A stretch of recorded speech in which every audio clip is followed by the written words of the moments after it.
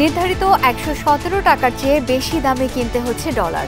গভর্নরের সঙ্গে বৈঠকে জানালেন ব্যবসায়ীরা সুদ হার সহ নীতি পরিবর্তনের সমালোচনা। টাকা +1 অথবা -1 এর বাইরে যাবে না। প্রত্যেক ব্যাংকে এলসি করার সময় একই রেটে করতে হবে। পলিসিটা যেন লং টার্ম পলিসিটা স্টেবল থাকে। বাংলাদেশ যুক্তরাষ্ট্র সম্পর্ক কেমন? ডোনাল্ড লুর বক্তব্যেই পরিষ্কার, মন্তব্য ওবায়দুল কাদেরের। বিশ্লেষকরা বলছেন সম্পর্ক জোরদারে নতুন পথ খুঁজছে ওয়াশিংটন। প্রভুদের স্বার্থ রক্ষায় জনগণের উপর ছড়ি ঘোরাচ্ছে সরকার, অভিযোগ ফখরুলের। বললেন অন্য কোনো শক্তির নয়, দাঁড়াতে হবে নিজের পায়ে। সংকটেও আগামী অর্থ বছরে ১৩০০-র বেশি প্রকল্প গ্রহণের পরিকল্পনা, ২,৬৫,০০০ কোটি টাকার উন্নয়ন বাজেট অনুমোদন। নির্দেশ অমান্য করে মহাসড়ক দাপিয়ে বেড়াচ্ছে ব্যাটারি চালিত রিকশা। পুরোপুরি কার্যকর হয়নি নো হেলমেট নো ফুয়েল নীতি। গরমের জন্য হেলমেট রেখে তারপর চালাইতেছে। হেলমেটটা পরলে মাথা চুল পড়ে যায়, যেমন আমার মাথা চুল পড়ে গেছে। আমাদের অফিস থেকে নির্দেশনা দিচ্ছে হেলমেট ছাড়া যেন কাউর তেল না দেয়। সড়ক মহাসড়কে পশুর হাট না বসানোর আহ্বান পুলিশের। পশু পরিবহন, নিরাপত্তা, মনিটরিং সহ সবকিছু ঠিকঠাক জানানো হলো সমন্বয় সভায়।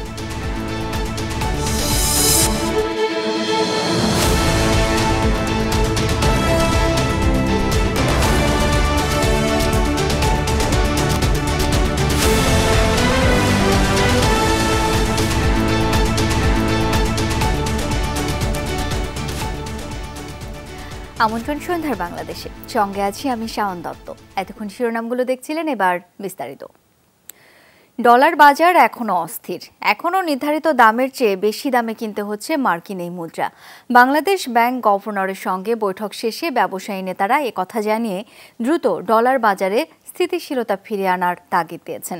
বলেছেন ঘন ঘন নীতির পরিবর্তন করছে কেন্দ্রীয় ব্যাংক, যা ব্যবসায়ী অস্থিরতা বাড়াচ্ছে। এছাড়া ব্যাংক ঋণের সুদহার উন্মুক্ত করায় উদ্বেগ বাড়ছে বলে মনে করে এফবিসিসিআই। স্মার্ট সুদহার ব্যবস্থা অকার্যকরের পর এখন ব্যাংক সুদহার বাজার ভিত্তিক করে দিয়েছে কেন্দ্রীয় ব্যাংক। একই সঙ্গে উন্মুক্ত করে দেওয়া হয়েছে ডলারের দামের সীমা। নিয়ন্ত্রক সংস্থার এমন সিদ্ধান্তে উদ্বিগ্ন ব্যবসায়ী সমাজ। অবস্থান তুলে ধরতে বৃহস্পতিবার দুপুরের পর বাংলাদেশ ব্যাংক গভর্নরের সঙ্গে সাক্ষাৎ করে দেশের শীর্ষ একাধিক ব্যবসায়ী। শিল্পপতিদের শীর্ষ সংগঠন এফবিসিসিআইয়ের উদ্যোগে বৈঠকে গুরুত্ব পায় ব্যাংক সুদহার, ডলার বাজার, ব্যবসার পরিবেশ সহ সার্বিক অর্থনৈতিক অবস্থা। ২ ঘন্টার সভা শেষে ব্যবসায়ীরা জানান ঋণের সুদহার বাড়ছে, তা নিয়ন্ত্রণ করা দরকার। ডলারের দাম ১১৭ টাকার মধ্যে নিয়ে আসতে হবে। ১১৭ টাকা রেট করেছে, আমরা বলেছি সেটা যেন ১১৭ টাকায় থাকে। উনি আমাদেরকে বলেছে ১১৭ টাকা +1 অথবা -1 এর বাইরে যাবে না। সুদের হার বাড়ানোর ব্যাপারটা আমরা ওনাকে বলেছি, উনি বলেছে এটা মার্কেটের উপরে আমরা ছেড়ে দিয়েছি। ডলার এক্সচেঞ্জ যেমন মার্কেটের উপর ছেড়ে দিয়েছি, সেটাও মার্কেটের উপর ছেড়ে দিয়েছি। উনি মনে করছেন যে ১১৪ টাকার উপরে কোনো অবস্থাতে ব্যাংকের ইন্টারেস্ট যাওয়া উচিত না। মন্দা থেকে উত্তরণের জন্য বারবার নীতির পরিবর্তন করছে কেন্দ্রীয় ব্যাংক, তবে চাঙ্গা হচ্ছে না অর্থনীতি। এমন অবস্থায় দক্ষতার সঙ্গে সিদ্ধান্ত নেবার পরামর্শ দেওয়া হয়। পলিসিটা যেন লং টার্ম পলিসিটা স্টেবল থাকে, এবং এইটা উনি আমাদেরকে এনশিওর করেছে যে এখন থেকে আর পলিসিটা স্টেবল থাকবে। ব্যবসায়ীরা জানান অর্থনীতিতে স্থিতিশীলতা না আনা গেলে স্থবির হবে বিনিয়োগ, বাড়বে না কর্মসংস্থান। ইন্টারেস্ট রেট যেন আর না বাড়ে, কারণ ইন্টারেস্ট রেট বাড়লে তো খেলাপি ঋণ বাড়বে, সিঙ্গেল এক্সপোজারের জন্য খেলাপি ঋণ বাড়বে। এগুলো তো একটার সাথে একটা রিলেট করে। এক্সচেঞ্জ লসে তো সিরিয়াস এফেক্ট হয়েছে বিভিন্ন বড় বড় কোম্পানিগুলি। ইন্টারেস্ট রেট হিসাব করলাম যে আমি 9% বা 10%, এখন যদি 14% দিতে হয় তাহলে তো আমার কস্টিংটাই মিলে না। শিল্পাঞ্চলের বাইরে শিল্প স্থাপন নিয়ে বাংলাদেশ ব্যাংকের নতুন সার্কুলার নিয়েও জানানো হয় আপত্তি। অর্থনৈতিক অঞ্চল এবং শিল্পাঞ্চল ছাড়া বিনিয়োগ করা যাবে না।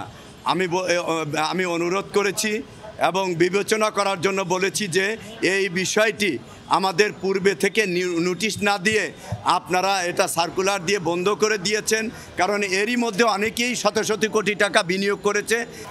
বরাবরের মতো ব্যবসায়ীদের সমস্যা শুনে তা সমাধানের আশ্বাস দিয়েছেন কেন্দ্রীয় ব্যাংক গভর্নর।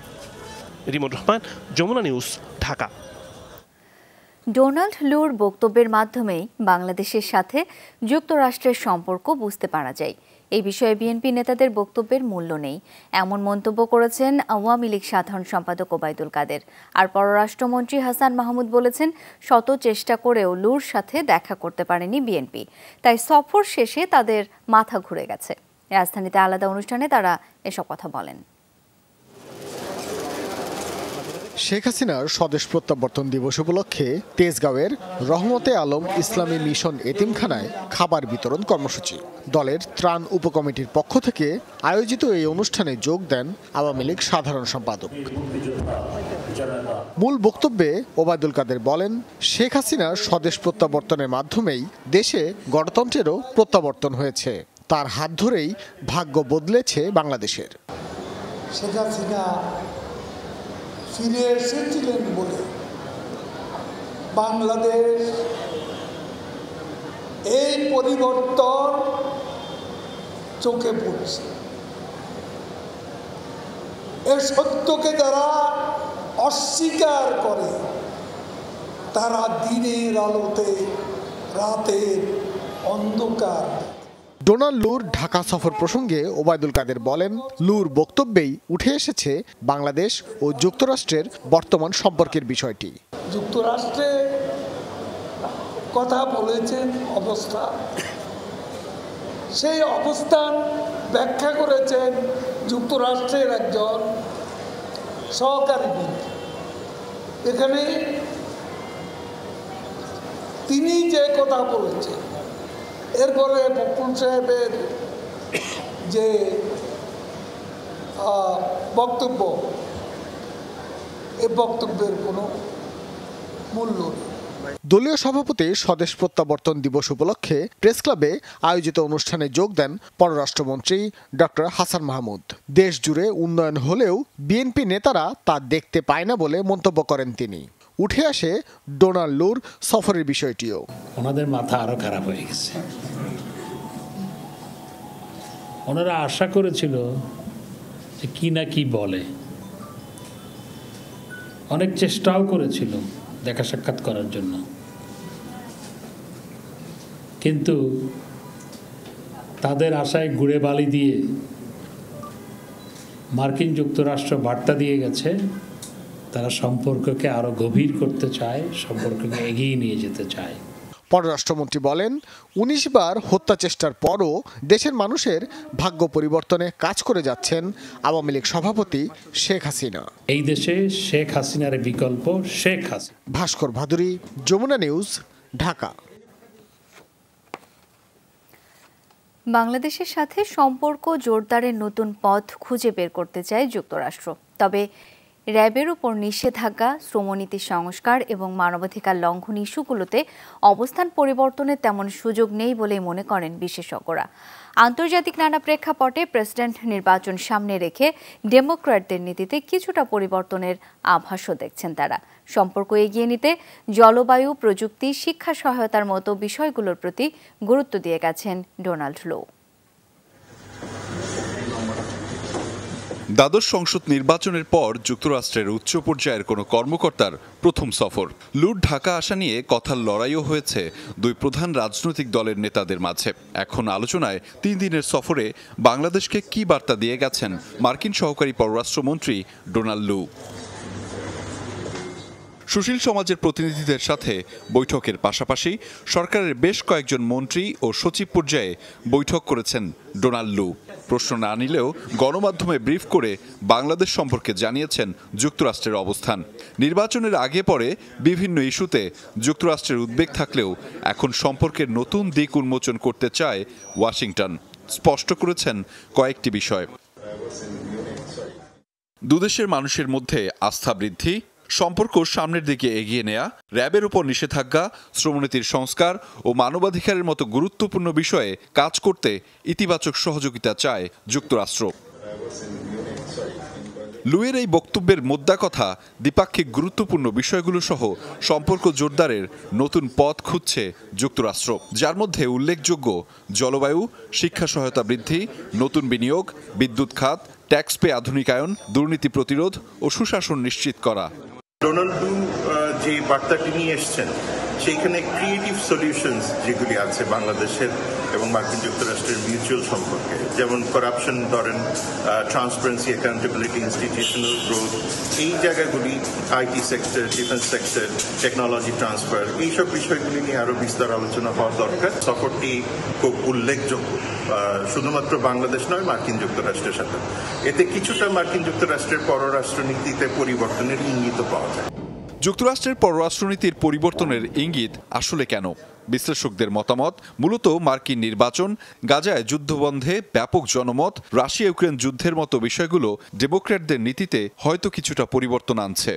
তাদের যে কতগুলো মূলনীতি, যা ধরেন যেটা তারা ক্লেম করে আর কি, তারা বলে মানবাধিকার, শ্রমিকদের অধিকার, সেগুলো দিয়ে যে তাদের কনসার্ন আছে, গণতন্ত্র, সেগুলোও তাদের অব্যাহত থাকবে। তার সাথে সাথে বাংলাদেশের সাথে তাদের সম্পর্কটাও কিন্তু তারা আরও এগিয়ে নিয়ে যেতে চাচ্ছে। তবে লুর সফর নিয়ে শুরুতে রাজনীতির আলোচনা বেশ সরব থাকলেও সফর শেষে তেমন উত্তাপ ছড়ায়নি। বিশ্লেষকদের মত, অর্থনৈতিক সমৃদ্ধির জন্যই দুদেশের সম্পর্ক এগিয়ে নিতে হবে। আহমেদ রেজা, যমুনা নিউজ, ঢাকা। স্বাধীনতার পর থেকে বাংলাদেশকে নিয়ন্ত্রণের জন্য প্রতিবেশী একটি রাষ্ট্র পরিকল্পনা করে আসছে বলে অভিযোগ করেন বিএনপি মহাসচিব মির্জা ফখরুল ইসলাম আলমগীর। বলেছেন, প্রভুদের স্বার্থ রক্ষায় জনগণের উপর নির্যাতন চালাচ্ছে ক্ষমতাসীনরা, কিন্তু সব ভেদাভেদ ভুলে ঐক্যবদ্ধ হলে কোনো শক্তি বিরোধীদের আন্দোলন প্রতিহত করতে পারবে না বলে হুঁশিয়ার করেছেন তিনি। সেটার একটা নিজস্ব গতি আছে। গঙ্গার পানির ন্যায্য হিস্যার দাবিতে ৪৮ বছর আগে ফারাক্কা অভিমুখে মৌলানা ভাসানীর লং মার্চ দিবস উপলক্ষে এই আলোচনার আয়োজন করে ভাসানী অনুসারী পরিষদ। নদীর অপর নাম জীবন, অথচ এই নদীগুলিকেই কিন্তু হত্যা করা হচ্ছে। সভায় রাজনীতিক আর বিশিষ্টজনরা বলেন, অভ্যুদয়ের পর থেকেই বাংলাদেশকে নিয়ন্ত্রণে সব রকমভাবে চেষ্টা চালিয়ে আসছে প্রতিবেশী দেশটি। বাংলাদেশকে একটা নিয়ন্ত্রণের মধ্যে রাখার জন্য তারা সবসময় তাদের সকল কর্মকাণ্ডকে পরিচালনা করেছে। এবং শুধু ফারাক্কা বাঁধ নয়, গঙ্গার পানি নয়, বাংলাদেশের ১৫৪টি অভিন্ন নদী, সেই নদীগুলোর পানি বন্টনের ক্ষেত্রে তারা সব সময়ই গরিবেশি করেছে।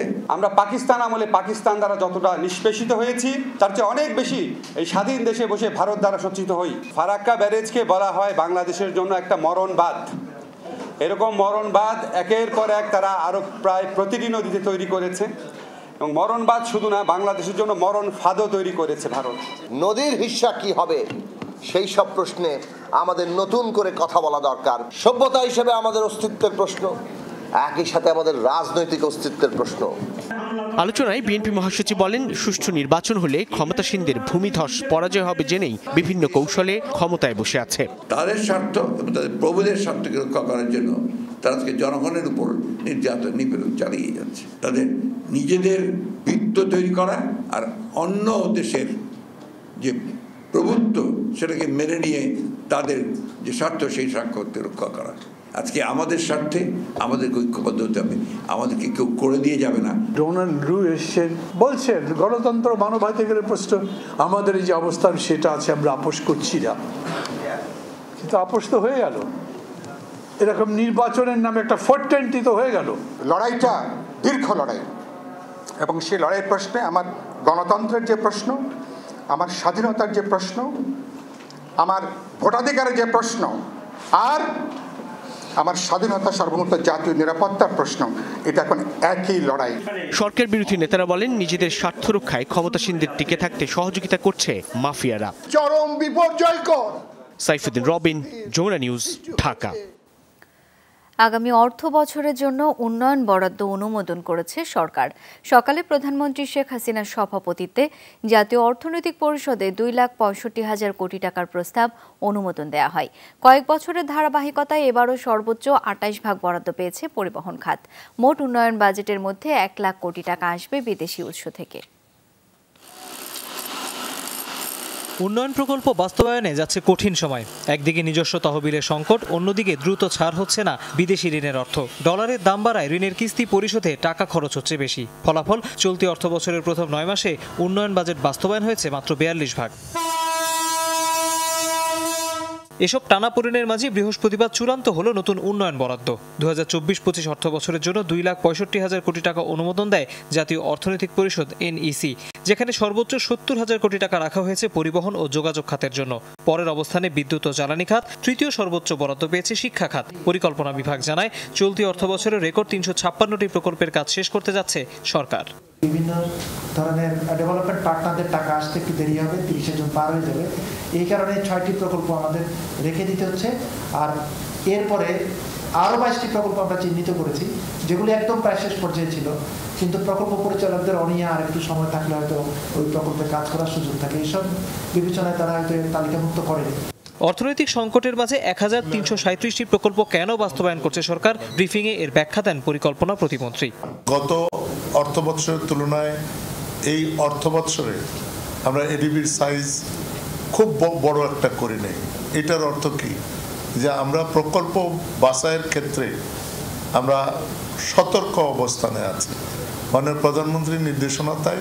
পরিকল্পনা মন্ত্রী জানান, আগামীতে উপজেলা ভিত্তিক প্রকল্প না নিয়ে জেলার উন্নয়ন কার্যক্রমে সব প্রকল্প একসাথে নেওয়া হবে, এতে অপচয় কমবে। শিক্ষা প্রতিষ্ঠান রয়েছে, স্বাস্থ্য রয়েছে, এনার্জির বিষয়াদি রয়েছে, বিদ্যুতের লাইনের ব্যাপার আছে। এই সব কিছুই যেন আমরা একসাথে করে প্রকল্পের করে নিয়ে আসি। একটা প্রকল্প হয়ে গেলে তারপরে আমরা আস্তে আস্তে ছাড় দিলাম এবং সেটা ব্যালেন্সড হতে যাবে। এইটা একটা ব্যালেন্স থাকবে, কেউ বেশি কেউ কম হবে না। বার্ষিক উন্নয়ন কর্মসূচির এই নতুন বরাদ্দ আসছে বাজেট অধিবেশনে সংসদে এমপিদের ভোটে পাশ হবে। তৌহিদ হোসেন, যমুনা নিউজ, ঢাকা। অবশেষে আপিল বিভাগে আটকে গেল এলিভেটেড এক্সপ্রেসওয়ের অর্থ ছাড় ইস্যু। ইটাল থাই কোম্পানির শেয়ার চুক্তি অনুযায়ী চাইনিজ কোম্পানির নিকট হস্তান্তরে স্থিতাবস্থা দিলেন দেশের সর্বোচ্চ আদালত, অর্থাৎ যেমন আছে তেমনই থাকবে। 2 সপ্তাহ পর হাইকোর্টের আদেশের কপি পেলে অর্থ ছাড়ের বিষয়ে পূর্ণাঙ্গ সিদ্ধান্ত দেবেন আপিল বিভাগ। দীর্ঘ সময় ধরে চলা mega project Dhaka elevated expressway, 2 বিদেশি কোম্পানির শেয়ার বিরোধে আটকে আছে এই প্রকল্পের কাজ। জটিলতা নিরসনে ইটাল থাইয়ের আবেদনে বৃহস্পতিবার সকালে আপিল বিভাগের পূর্ণাঙ্গ বেঞ্চে হয় শুনানি। আদালতে ইটাল থাইয়ের পক্ষে দাঁড়ান attorney general AM Amin Uddin ও অতিরিক্ত অ্যাটর্নি জেনারেল শেখ মোহাম্মদ মোর্শেদ, আর চাইনিজ কোম্পানির পক্ষে লড়েন আরেক অতিরিক্ত অ্যাটর্নি জেনারেল মেহেদি হাসান চৌধুরী। শুনানিতে আদালত বলেন, কদিন কাজ বন্ধ থাকলে সমস্যা নেই, তবে হাইকোর্টের আদেশের কপির জন্য অপেক্ষা করতে হবে। এমত অবস্থায় ইটাল থাই কোম্পানির শেয়ার চীনের শ্যাংডং ও সিনোহাইড্রো কর্পোরেশনের কাছে হস্তান্তরের নিষেধাজ্ঞা তুলে নিয়ে হাইকোর্টের এই আদেশের উপর স্থিতাবস্থা দেন, যা শুনানি হবে 2 সপ্তাহ পর। $1,00,000 কিন্তু আমরা দিয়ে দিয়েছি, তাহলে আমরা কিন্তু পেমেন্টও করে দিয়েছি, আর সেই অনুযায়ী কিন্তু শুধু শেয়ার ট্রান্সফারটা হওয়ার কথা। যেহেতু শেয়ার ট্রান্সফারটা আবার স্ট্যাটাস হয়ে গেল, মানে কি জানুয়ারির পর থেকে কিন্তু এক্সিম ব্যাংক এখানে ফান্ড হস্তান্তর বন্ধ করে রেখেছে। তার মানে কি এলিভেটেড এক্সপ্রেসের কাজ কিন্তু এখন আপাতত আরও বন্ধ থাকবে। এর ফলে শেয়ার ট্রান্সফারটা করতে পারবে না। লোনে কোম্পানির আরও শেয়ার হোল্ডার আছে, এখানে শেয়ার হস্তান্তর হলো কোম্পানির ইন্টারনাল ম্যাটার, আর লোন যে ডিসবার্সমেন্ট এটা গভর্নমেন্টের ইন্টার গভর্নমেন্ট ইস্যুস। এদিকে দেনা পাওনা নিয়ে 2 দেশের কোম্পানির বিরোধ নিষ্পত্তির জন্য শুনানি চলছে সিঙ্গাপুরের আরবিট্রেশন আদালতে। চীনা কোম্পানির আইনজীবীর দাবি, দেশের আদালতে সেটির মূল্যায়ন যথার্থ হবে না। ম্যারিট নাই, প্লাস এই মামলা মেনটেনেবল না, বিকজ এটা ইন্টারন্যাশনাল আরবিট্রেশনের সিট হলো সিঙ্গাপুর। আমাদের আরবিট্রেশন একটা সেকশন 3 অনুযায়ী এই মামলা মেনটেনেবল না। ইন্টারন্যাশনাল আরবিট্রেশন প্রসিডিংসে 7 অফ দ্য আরবিট্রেশন অ্যাক্ট বাংলাদেশে অ্যাপ্লিকেবল কিনা এটাই সাবজেক্ট ম্যাটার।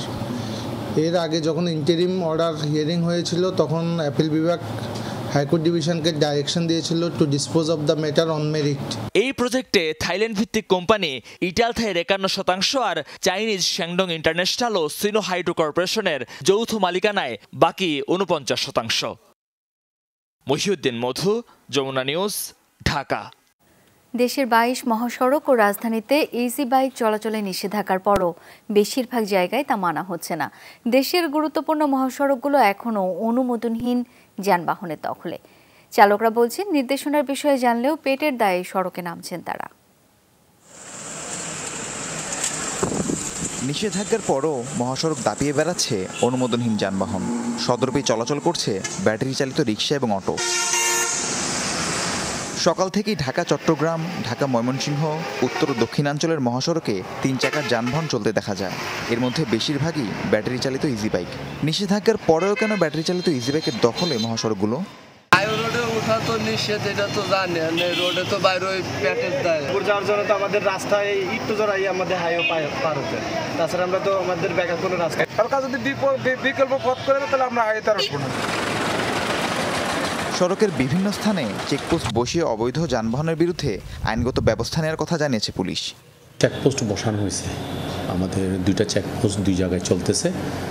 তো যে সকল গাড়িগুলো অবৈধ, এদের বিরুদ্ধে আমরা আইনগত ব্যবস্থা নিচ্ছি। দেশের 22 মহাসড়ক ও রাজধানীতে অনুমোদনহীন যানবাহন চলাচল বন্ধে উদ্যোগ নেওয়ার নির্দেশ দিয়েছিলেন সড়ক পরিবহন ও সেতুমন্ত্রী। রাহিম সারোয়ার, যমুনা নিউজ। ব্যাটারি চালিত রিকশা, ইজি বাইক বন্ধে সড়ক পরিবহন এবং সেতু মন্ত্রীর দেয়া নির্দেশনার বাস্তব প্রতিফলন দেখা যায়নি রাজধানী জুড়ে। আগের মতোই নির্বিঘ্নে চলতে দেখা গেছে বেপরোয়া গতির 3 চাকারি বাহন। অন্যদিকে নো হেলমেট নো ফুয়েল নীতি কার্যকরের নির্দেশও পৌঁছায়নি পেট্রোল পাম্পে। যদিও বুধবার সড়ক পরিবহন উপদেষ্টা পরিষদের বৈঠকে এই সিদ্ধান্ত বাস্তবায়ন কঠোর হবার কথা বলেছিলেন ওবায়দুল কাদের। নির্দেশনা ছিল রাজধানীর কোনো সড়কেই বৃহস্পতিবার থেকে চলবে না বেপরোয়া গতির এসব ব্যাটারি চালিত ইজি বাইক কিংবা রিকশা। কিন্তু সকাল থেকেই এই নির্দেশনার কোনো প্রভাব দেখা যায়নি মোহাম্মদপুরের বেরিবাদ বাইপাস সড়কে। দেদারসে চলেছে শত শত ইজি বাইক এবং ব্যাটারি রিকশা। সিদ্ধান্তের কথা জানেন না চালক যাত্রীরাও। যদি এটা বন্ধ করে দেয় তাহলে তো এই জিনিসটা চলার কথা না এখানে। তারপরে চলতেছে, এখানে যারা আছে উপরে মহলে তারা এর সাথে জড়িত। যাওয়া আসায় যে 4-5 জন করে উঠে, এর জন্য ভাড়াটা একটু কম, সাশ্রয়ের জন্য আমরা উঠি। আসলে ঝুঁকিপূর্ণ। পুলিশ ঝামেলা করে না? না, ওই যে লাইন দেয় না, ঝামেলা করে না। মূল সড়কের বাইরে রাজধানীর সব অলিতে গলিতেই দেখা গেছে এমন চিত্র, কিন্তু দেখা মেলেনি পুলিশ কিংবা প্রশাসনের কোনো তৎপরতা। অটো চলবে না, ঠিক আছে, অটো চলবে না, আমাদের কর্ম দে অটো চেঞ্জ করে দে, গুড়াই দে। পুলিশে মাঝে মাঝে ধরলে ওই রেকার বিল দিয়ে সাইরা নিয়ে এইভাবে ঠ্যাং দিয়ে তারপরে গাড়ি চালায়। লাগজন ইয়াতে বইছে, সুবাই বইছে। নো হেলমেট নো ফুয়েল নীতি বাস্তবায়নের নির্দেশনাও পৌঁছায়নি ফুয়েল স্টেশনগুলোতে। অবশ্য তাদের দাবি, আগে থেকেই হেলমেট ছাড়া কোনো বাইকারকে তেল দেয়া হয় না। এটা অনেকে গরমের জন্য হেলমেট রেখে তারপর চালাইতেছে, এই করছে। হেলমেটটা পরলে মাথা চুল পড়ে যায়, যেমন আমার মাথা চুল পড়ে গেছে। আর বাংলাদেশের যে হেলমেটগুলো, এগুলা পরা না পরা একই কথা। আমাদের অফিস থেকে নির্দেশনা দিচ্ছে হেলমেট ছাড়া যেন কাউকে তেল না দেয়। আগেকার নির্দেশনা ছিল সরকার থেকে, এখন আমরা তো আর হেলমেট তেল দিই না। তৎপরতা না দেখা গেলেও পুলিশ বলছে কাজ শুরু করেছেন তারা।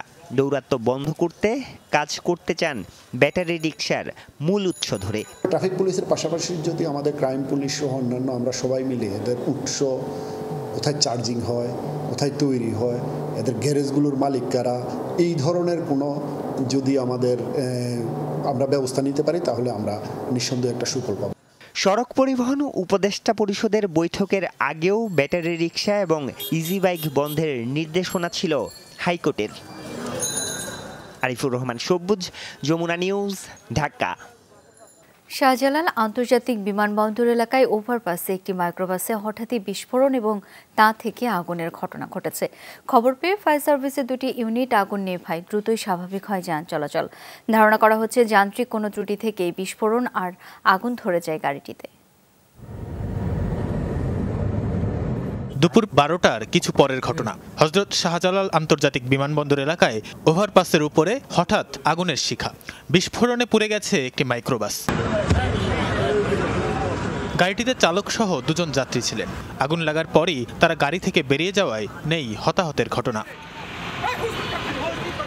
তাৎক্ষণিকভাবে আগুন লাগার কারণ জানা যায়নি। ফায়ার সার্ভিসের ধারণা, যান্ত্রিক ত্রুটি থেকেই গাড়িটিতে ছড়াতে পারে আগুন। গাড়িতে একজন ড্রাইভার, একজন যাত্রী ছিল, প্রত্যেকেই নিরাপদে নেমে গিয়েছে। তবে প্রাথমিকভাবে ধারণা করা হচ্ছে যে যান্ত্রিক ত্রুটি, বৈদ্যুতিক গোলযোগ অথবা ইঞ্জিন ওভারহিট থেকে আগুন লাগতে পারে। ফায়ার সার্ভিস জানায়, খবর পেয়ে তাদের 2টি ইউনিট আগুন নেভায়। গাজীপুর থেকে একটি মাইক্রোবাস ঢাকা যাওয়ার পথে অগ্নিকাণ্ডে পতিত হয়। সংবাদ পেয়ে কর্মীটোলা ফায়ার স্টেশনের 2টি ইউনিট দ্রুত ঘটনাস্থলে পৌঁছে আগুন নির্বাপন করে আগুনে এই পর্যন্ত কোনো আহত নিহত হয়নি। গাড়ি পুড়ে যাওয়ার ঘটনায় বেশ কিছু সময় স্থির ছিল যান চলাচল। পরে গাড়িটি সরিয়ে নেওয়া হলে স্বাভাবিক হয় সবকিছু। তানভীর সিদ্দিক টিপু, যমুনা নিউজ, ঢাকা। এবার 1,29,80,367টি গবাদি পশু কোরবানির জন্য প্রস্তুত আছে, জানিয়েছেন প্রাণী সম্পদ মন্ত্রী মোহাম্মদ আব্দুর রহমান। সামগ্রিক অর্থেই আসছে কোরবানির সকল প্রস্তুতি সন্তোষজনক বলে জানান তিনি। কোরবানির প্রস্তুতি নিয়ে প্রাণী সম্পদ অধিদপ্তরের সমন্বয় সভা শেষে আজ মন্ত্রী এসব কথা জানান। গত বছর সারা দেশে কোরবানিযোগ্য গবাদি পশুর সংখ্যা ছিল 1,25,36,333টি। এর মধ্যে কোরবানি হয় 1,41,812 পশু। শেষমেশ অবিকৃত থাকে প্রায় 25 লাখ। এবার আগের চেয়ে 4,44,000-এর বেশি গবাদি পশু প্রস্তুত কোরবানির জন্য। প্রাণী সম্পদ অধিদপ্তরে এ নিয়ে বসে সমন্বয় সভা। অংশ নেন স্থানীয় সরকার বিভাগ, পুলিশ, বিজিবি, বাংলাদেশ ব্যাংক ও খামার মালিকদের প্রতিনিধিরা। বৈঠক শেষে মন্ত্রী জানান, এবার পশুর চাহিদা আর যোগানে সামঞ্জস্য থাকবে। আমাদের এবার যে সংগ্রহের পরিমাণ বা পরিসংখ্যান, তাতে মনে করি যে সে চাহিদা এবং সরবরাহের মধ্যে কোনো পার্থক্য থাকবে না, বরং সামঞ্জস্যই থাকবে। পশুর হাট, পশু পরিবহন, নিরাপত্তা ও ডিজিটাল হাটে মনিটরিং সহ সবকিছুই ঠিকঠাক আছে বলেও জানান প্রাণী সম্পদ মন্ত্রী। কোনো অবস্থাতেই পথে প্রান্তরে এবং পথে পথে হাটে হাটে বাজারে বাজারে তারা হয়রানির শিকার না হয়, সেজন্যে এই আইনশৃঙ্খলা বাহিনীর পক্ষ থেকে যা যা করার ইতিমধ্যেই তারা তাদের সেই প্রস্তুতি গ্রহণ করছে। স্থানীয় সরকার বিভাগ বলে, হাট ব্যবস্থাপনায় সব ধরনের প্রস্তুতি শেষ করেছে তারা। বাংলাদেশ ব্যাংক জানায়, হাটে জাল টাকা চিহ্নিতের ব্যবস্থা রাখা হবে। সড়ক মহাসড়কে যেন হাট না বসে, একই সাথে পশু পরিবহন নিরাপদ ও নির্বিঘ্ন করার কথা জানায় পুলিশ। আখলাকুস সাফা, যমুনা নিউজ, ঢাকা। অজ্ঞান পার্টির খপ্পরে পড়ে মৃত্যুর ঘটনায় নূর মোহাম্মদ ওরফে বিশ্বজিৎ কর্মকার নামে এক আসামিকে গ্রেপ্তার করেছে শাহজাহানপুর থানা পুলিশ। সাভারের আশুলিয়া থেকে তাকে গ্রেপ্তার করা হয়। আসামির কাছ থেকে উদ্ধার করা হয় চেতনানাশক 50টি ট্যাবলেট ও লুট করা মোবাইল ফোন। সকালে ডিএমপির মতিঝিল বিভাগের উপ পুলিশ কমিশনার হায়াতুল ইসলাম খান সংবাদ সম্মেলনে এসব তথ্য জানান। যশোর থেকে ঢাকায় আসা নয়ন বিশ্বাসকে কমলাপুর স্টেশনের সামনে থেকে টার্গেট করে অজ্ঞান পার্টির সদস্য নূর মোহাম্মদ। ভাব জমাতে মুহূর্তেই হয়ে যায় বিশ্বজিৎ কর্মকার। 11ই মে ভোর 6টার দিকের সিসি ক্যামেরার ফুটেজে দেখা যায় বিশ্বজিৎ কর্মকারের পেছনে হেঁটে যাচ্ছেন ভুক্তভোগী নয়ন বিশ্বাস। মাঝে দুজনে কোমল পানীয় পান করে উঠে পড়েন রায়দা পরিবহনের বাসে। এরপর চেতনানাশক খাইয়ে নয়নের মোবাইল ফোন ও মানিব্যাগ লুটে নেওয়া হয়। পরে ঢাকা মেডিকেলে চিকিৎসাধীন অবস্থায় মঙ্গলবার মারা যান নয়ন বিশ্বাস। অভিযোগ পেয়েই অভিযানের নামে শাহজাহানপুর থানা পুলিশ। সাভারের আশুলিয়া থেকে গ্রেফতার করা হয় নূর মোহাম্মদ ওরফে বিশ্বজিৎ কর্মকারকে। নয়ন বিশ্বাস যে মারা গিয়েছেন, তার কাছ থেকে তার ব্যাগ, মোবাইল, টাকা, অন্যান্য জিনিস নেওয়ার উদ্দেশ্যে চেতনানাশক পান করায়। সে যখন অজ্ঞান হয়ে যায়, তার জিনিসপত্রগুলো নিয়ে পালিয়ে যায়। 2010 সাল থেকে শতাধিক মানুষকে অজ্ঞান করে এভাবেই টাকা পয়সা লুট করে আসছিল নূর মোহাম্মদ। তার বিরুদ্ধে রাজধানীর বিভিন্ন থানায় একাধিক মামলা আছে। অন্য কারো দেয়া স্বল্প সময়ের সম্পর্কে বিশ্বাস স্থাপন করে যে কোনো ধরনের খাবার বা তরল জাতীয় পানীয় আমাদের অবশ্যই পরিহার করা উচিত। অজ্ঞান পার্টির এমন ঘটনা রোধে রিমান্ডে এনে জিজ্ঞাসাবাদ করা হবে অভিযুক্তকে। চক্রের সাথে আরও কেউ জড়িত থাকলে খুঁজে বের করা হবে সবাইকে, জানিয়েছে পুলিশ। সম্পৃক্ততা আছে কিনা খতিয়ে দেখতে পারে। রাব্বি সিদ্দিকী, যমুনা নিউজ, ঢাকা। গোপালগঞ্জ সদরে উপজেলা পরিষদের নির্বাচন পরবর্তী সহিংসতায় একজন নিহতের ঘটনায় আজ উত্তেজনা বিরাজ করছে। ঢাকা খুলনা মহাসড়কে বিক্ষোভ করেন পরাজিত প্রার্থীর সমর্থকরা। রোববার ডিসি অফিস ঘেরাও কর্মসূচির ঘোষণা দিয়েছেন তারা। এদিকে নবনির্বাচিত চেয়ারম্যান সংবাদ সম্মেলন করে অভিযোগ করেছেন, তার বিজয়ের পর থেকে একটি মহল এলাকার শান্তি শৃঙ্খলা নষ্টের চেষ্টা করছে। নির্বাচন পরবর্তী সহিংসতায় ওসিকুর ভুইয়া নামে এক যুবক নিহতের ঘটনায় উত্তপ্ত গোপালগঞ্জের চন্দ্রদিঘলিয়া এলাকা। দ্বিতীয় দিনের মতো ঢাকা খুলনা মহাসড়ক অবরোধ করেন সদর উপজেলা নির্বাচনে পরাজিত প্রার্থীর সমর্থকরা। প্রায় 2 ঘন্টা মহাসড়ক অবরোধ করে রাখেন বিক্ষুব্ধরা। এ সময় আটকা পড়ে বাস, ট্রাক সহ কয়েকশো যানবাহন। হত্যায় জড়িতদের আইনের আওতায় এনে সর্বোচ্চ শাস্তি নিশ্চিতের দাবি জানান অবরোধকারীরা। যারা হত্যাকাণ্ড ঘটাইছে তাকে বিচার এবং পিছনে যারা আছে, এই পিছনে যারা এই মদতদাতা, এই মদতদাতাদেরকে আমরা চাই যে তাদের মুখে সম্মোচন হোক। আজকে আমার ভাই খুন হয়েছে, কারা এর সঙ্গে জড়িত, এই অস্ত্রের যোগানদাতা কারা, এদেরকে প্রশাসন ধরে এনে সর্বোচ্চ শাস্তি প্রদান করবেন। আমরা গোপালগঞ্জের মানুষ, সর্বস্তরের মানুষ আজকে রাস্তায় নেমেছি, আমাদের এই একটাই দাবি। হত্যাকাণ্ডের জন্য নবনির্বাচিত চেয়ারম্যান কামরুজ্জামান ভুইয়াকে দায়ী করেন বিক্ষোভকারীরা। রোববার ডিসি অফিস ঘেরাও কর্মসূচির ঘোষণা দেন তারা। রবিবার জেলা ডিসি অফিস ঘেরাও, আসামি যদি ধরা না হয় এবং অস্ত্র যদি উদ্ধার না হয়, আসামি পলাইছে, অস্ত্র তো পলাইনি। এই গোপালগঞ্জের বিভিন্ন জায়গায় অস্ত্র রয়েছে। এদিকে রাজধানীতে সংবাদ সম্মেলনে সদ্যবিজয়ী চেয়ারম্যান কামরুজ্জামান অভিযোগ করেন, রাজনৈতিক ফায়দা হাসিলের জন্য একটি মহল ওই হামলা চালায়। ঘটনার সুষ্ঠু তদন্ত চান তিনি। আমাদের যে স্থানীয় যে প্রশাসন আছে, আমি প্রশাসনকে বলবো যে সর্বোচ্চ তারা চেষ্টা করুক এবং যারা আসলে এই দোষী এবং তাদের খুঁজে বের করুক এবং তাদের দৃষ্টান্তমূলক শাস্তি দিক। মঙ্গলবার রাতে চন্দ্রদিঘলিয়া গ্রামে নবনির্বাচিত চেয়ারম্যান ও পরাজিত চেয়ারম্যান প্রার্থীর সমর্থকদের মধ্যে সংঘর্ষ হয়। গুলিবিদ্ধ হয়ে নিহত হন পরাজিত প্রার্থীর সমর্থক ওসিকুর। এলাকার আইন শৃঙ্খলা নিয়ন্ত্রণে পুলিশ, র্যাবের পাশাপাশি মাঠে আছে বিজিবি। জাহিদ হাসান, যমুনা নিউজ। প্রচণ্ড গরমে কিশোরগঞ্জে একটি বিদ্যালয়ের 25 জন শিক্ষার্থী অসুস্থ হয়ে পড়েছে। দুপুরে হোসেনপুর মডেল সরকারি প্রাথমিক বিদ্যালয়ে এই ঘটনা ঘটে। প্রধান শিক্ষক জানান, অসুস্থ হওয়া 25 শিক্ষার্থীর বেশিরভাগই দোতলা ভবনে ক্লাস করছিল। অতিরিক্ত গরমে হঠাৎ তারা অসুস্থ হয়ে পড়ে। তাদেরকে উপজেলা স্বাস্থ্য কমপ্লেক্সে নেওয়া হয়। গুরুতর অসুস্থ একজনকে হাসপাতালে ভর্তি রেখে বাকিদের প্রাথমিক চিকিৎসা শেষে বাড়িতে পাঠিয়ে দেয় স্কুল কর্তৃপক্ষ।